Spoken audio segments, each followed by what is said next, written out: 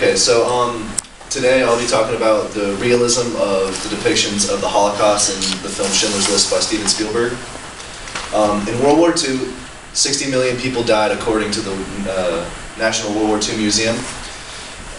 6 million of those people were Jews killed by the Nazis in the Holocaust, and that number would actually be 1.8% of the current population, according to the U.S. Census Bureau. Recently I visited the United States Holocaust Memorial Museum, and when you walk in there, it's silent. Everybody is just so stunned at how horrible the conditions were during the Holocaust. Seeing those atrocities and the suffering that the people went through, it just leaves you speechless, and people have attempted to portray these horrific events on film and in literature. Names such as Elie Wiesel, the author of Night, or Steven Spielberg, who made Schindler's List, have told stories either from personal experience or people who have told them what they went through while they were in the Holocaust.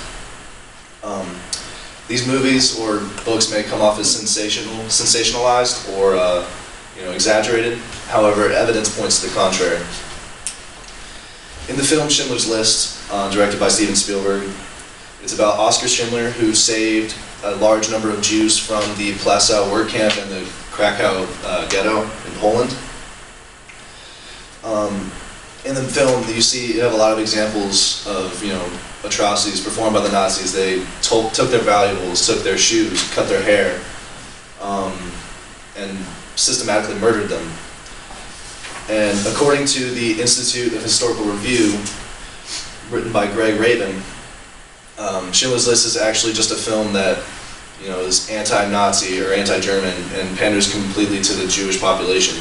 However, this source only bashes the film for showing what's real. In the review, it actually says that survivors of the Holocaust said that this is the closest thing you can get to a documentary of the Holocaust in a film. Steven Spielberg talked to the New York Times, and he said that he got a lot of his information from eyewitness testimony, from records from the Krakow ghetto and the Plaszow work camp.